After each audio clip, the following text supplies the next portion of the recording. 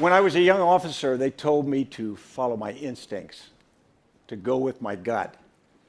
And what I've learned is that often our instincts are wrong.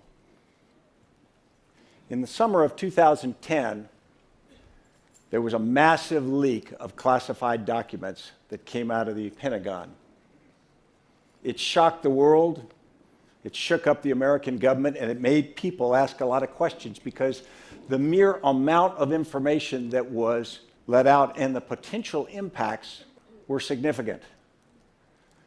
Now, one of the first questions we asked ourselves was, why would a young soldier have access to that much information? Why would we let sensitive things be with a relatively young person? In the summer of 2003, I was assigned to command a Special Operations Task Force. And that task force was spread across the Mideast to fight al-Qaeda. Our main effort was inside Iraq. And our specified mission was to defeat al-Qaeda in Iraq. For almost 5 years, I stayed there.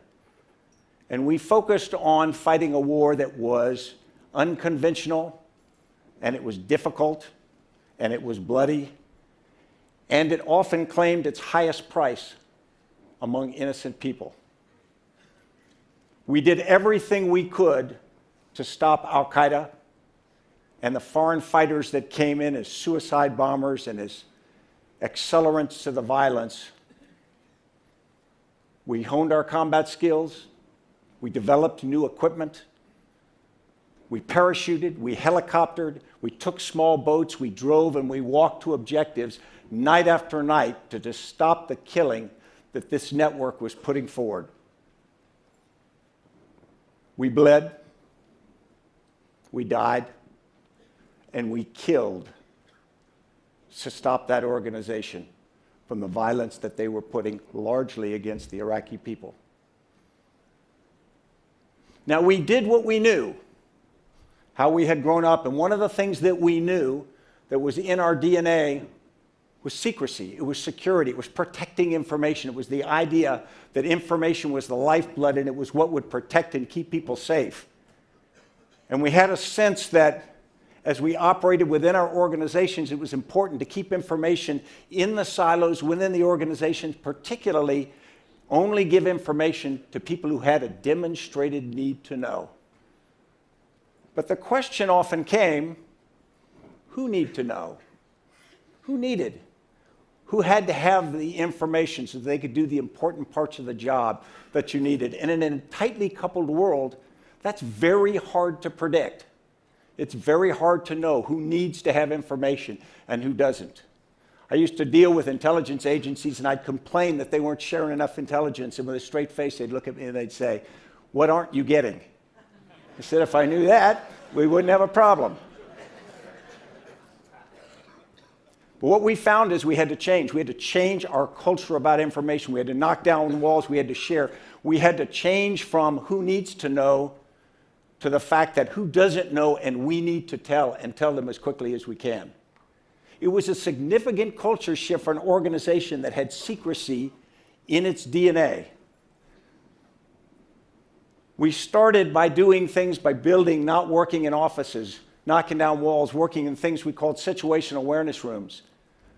And in the summer of 2007, something happened which demonstrated this. We captured the personnel records for the people who were bringing foreign fighters into Iraq. And when we got the personnel records, typically we would have hidden these, shared them with a few intelligence agencies, and then tried to operate with them. But as I was talking to my intelligence officer, I said, "What do we do?" And he said, "Well, you found them, our command. You can just declassify them." And I said, "Well, can we declassify them? What if the enemy finds out?" And he says, "They're their personnel records." So we did. Now, a lot of people got upset about that. But as we pass that information around, suddenly you find that information's only of value if you give it to people who have the ability to do something with it. The fact that I know something has zero value if I'm not the person who can actually make something better because of it. So as a consequence, what we did was we changed the idea of information. Instead of knowledge is power, to one where sharing is power.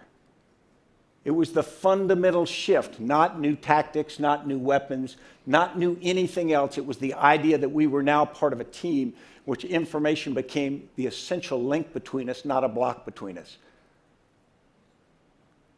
Now, I want everybody to sort of take a deep breath and then let it out. Because in your life, there's going to be information that leaks out you're not going to like. Somebody's going to get my college grades out, and that's going to be a disaster. But it's going to be okay. And I will tell you that I am more scared of the bureaucrat that holds information in a desk drawer or in a safe than I am of someone who leaks. Because ultimately, we'll be better off if we share. Thank you.